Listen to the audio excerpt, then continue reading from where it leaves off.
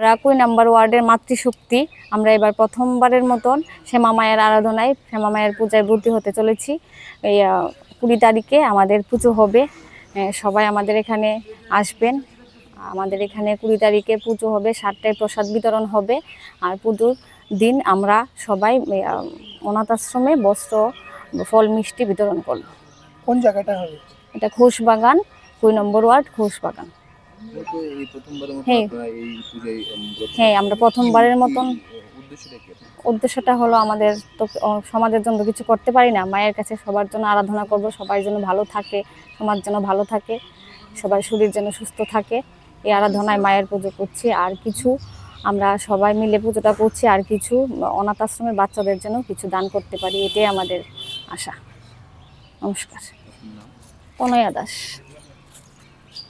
সবাই কি মহিলারা?